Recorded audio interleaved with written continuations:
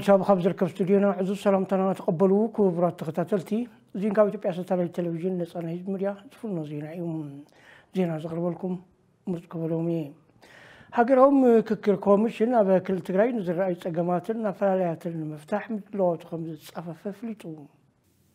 ሀገራዊ ምክክር ኮሚሽን ኢትዮጵያ ወድዓው ዝኾኑ ፀገማትን ኣፈላልያትን ከምኡውን ተወሊዑ ዘሎ ዘይምክዳው بصفوف صنعات نحفاش الإيتوب مكاب أبتم كجات هجراو زتاب مكاد زعل مسرح السلاسل كم سنة ذكر هجراو مخكركم شن توديبو سرحون كاب زفلم سالسع عموتو زقتر قينهم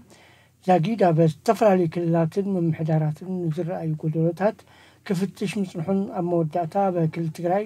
حسابات مكاب كسرح كم زفلمه أفلتهم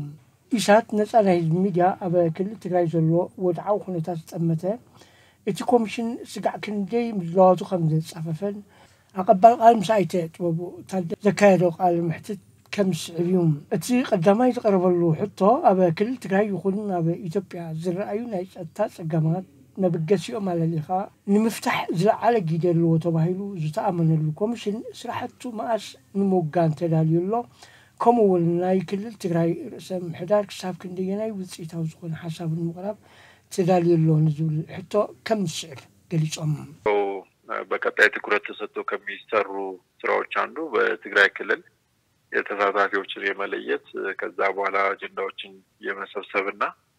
እንደገና ደግሞ በሀገራዊ ምክክር ጉባኤው ላይ የትግራይ ክልልን የሚወክሉ ተወካዮችን የማስመረጥ ሂደት አንዱ ኮሚሽኑ ባለው ተጨማሪ ጊዜ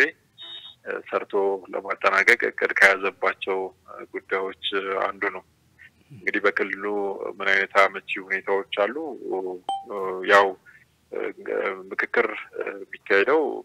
በብዙ ሁኔታዎች ውስጥ አይነቶች ውስጥ ነው ንሰመስ ኢቦም አቀጻሊ ድዋ ካብ ዘድልዮምን ካብ ስሩሕን ስራሕቲ ኣብዘተን ንሳተፉ ምፍላይ ሲዒቡ ርእስታት ምእካብ ከምኡውን ኣብ ሃገራዊ ምክክር ዝውከሉ ተወከልትን ኣብ ምምራፅ እቲ ኮሚሽን ኣብ ዘለዎ ተወሳኺ እዋን ስርሑ ንምድለዋት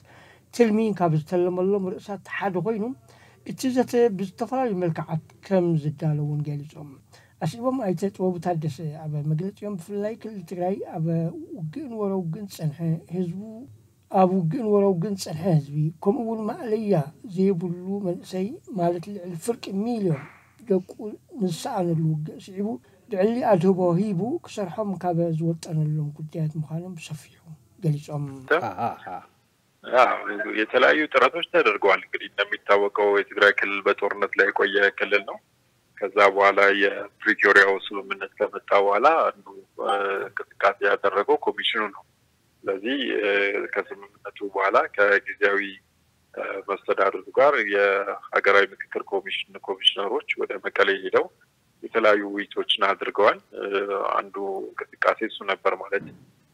ምቹ ሁኔታዎች ተፈጥረው ወደ ምክክር ሂደቱ የትግራይ ክልልም እንዲገባ ከማድረግ አኳያ ካንዴም 2-3 ጊዜ ወደ መቀሌ በመጓዝ ጥረቶች ተደርገዋል እዚህም ደግሞ አዲስ አበባ ላይ ደግሞ የተለያዩ የክልሉ አመራሮችን ከፍተኛ ኃላፊዎችን በማግኘት የምክክር በትግራይ ክልል የሚካሄድበት ሁኔታዎች እንዲመቻቹ ተከታታይ ጥረቶችም ሲደረጉ ነበር ከመንግስት የክልሉ ጊዜያዊ አስተዳደር አንድ ባለድርሻ አካል መሆን እንደተጠበቀው ነው ሌሎች ባለድርሻ አካላት ደግሞ አሉና ከነሱ ጋርም እንደዚህ ተከታታይ ውይይቶች ሲደረጉ ነበር ለምሳሌ በትግራይ ክልል ከሚገኙ ዩኒቨርሲቲዎች ያሉ ምሁራን ጋር መድረኮች ነበሩ ከሲቪክ ማህበራት ጋር በክልሉ የሚንቀሳቀሱ ሲቪክ ማህበራት ጋርም እንደዚህ ግንኙነቶች ነበሩና የተለያዩ ጥረቶች ሲደረጉ ነበር ከዚህ በተጨማሪ ደግሞ ለክልሉ የሚያስፈልጉ እና ለምክክር ሂደቱ ተግባራዊ መሆን የሚረዱ የተለያዩ ዶክመንቶችን በማዘጋጀት ደረጃ ብዙ ስራዎች ሲሰሩ ነበር أبمول داتا أيتت وبتحدث خمس جلس واب كل تجاري كابتوما بكلات تخيلوا ذاته تمكروا بمساعد أبايتان تخيلوا من قصات وكل تمكروا سلزلنا توتن بعود كم لازم جلسهم ያ እንግዲህ እንዳልከው የምክክር ሂደት ኦልሞስት ከትግራይ ክልል ውጪ በሁሉም ክልሎችና ከተማ አስተዳደሮች ተካሂዷልና በዚህ ሂደት ደግሞ ኮሚሽኑ ከሂደቱ የሚማራቸው የሚፈጥራቸውና የሚያሳድጋቸው ብዙ አቅሞች አሉ ከተሞክሮ የሚገኙና እነዚህን እንግዲህ ምናልባት ወጥ የሆነ የአሰራር ስርዓት አለው ሜቶዶሎጂ አለው ማይቀያየር ያ እንደተጠበቀ ሆኖ ግን እንዴት ነው መሬት ላይ መፈጸም የሚችለው የሚለው ጉዳይ ደግሞ አንዳንዴ ከቦታ ቦታ የሚለያይባቸው ሁኔታዎች ስላሉ ከሱም የተገኙ ትምህርቶች አሉ ስለዚህ እነዚህ ነገሮች በመያዝ ነው እንግዲህ በቀጣይ በትግራይ ክልል የሚካሄደው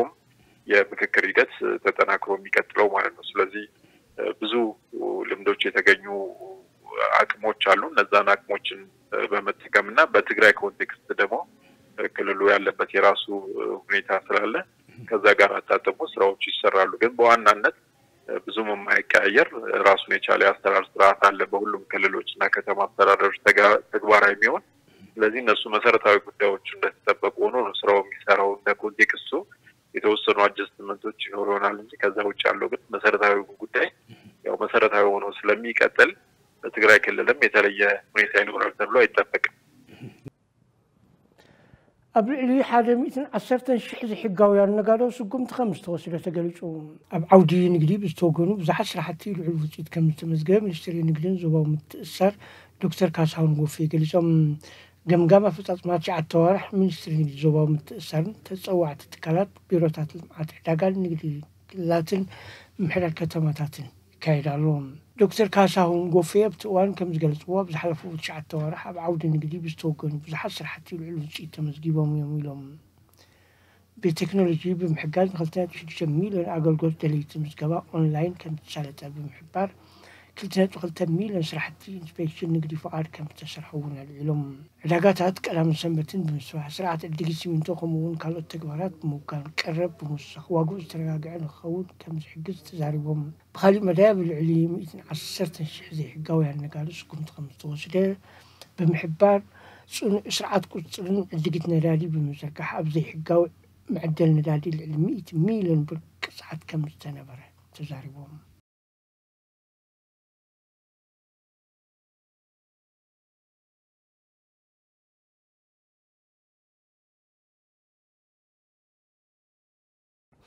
ኢትዮጵያ ፈረንሳይን ማዕቀፍ ምትሕባር በዓል ብዙሕ ወገን ንምሕያል ተስማሚዐን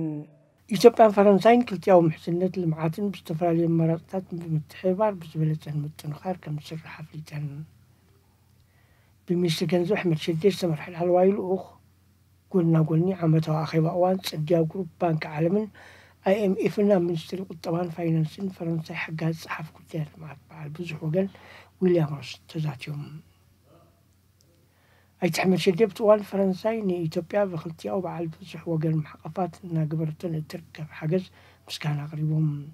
فرنساي مش تشاينا بحابة راوي بومبرنت أفتمرها كوميتي لقحتي إثيوبيا أول هاجرات كل إسرائيل محقق مكلا إذا إثيوبيا أبزتها محضر حجز الناقبر 5 وانتون العلوم ثم منسترية تجابرا ريفورم إثيوبيا سبق زنبالغ تبع إثيوبيا كمون علم لخفتاتات ملكتهم ويليام روس جلس أجرم لهم ويليام روس بكيدهم تنكور محضرة ماكرو طبعا سكمتاتن ريفورم من قصة سبقات بحالو 5 جلسهم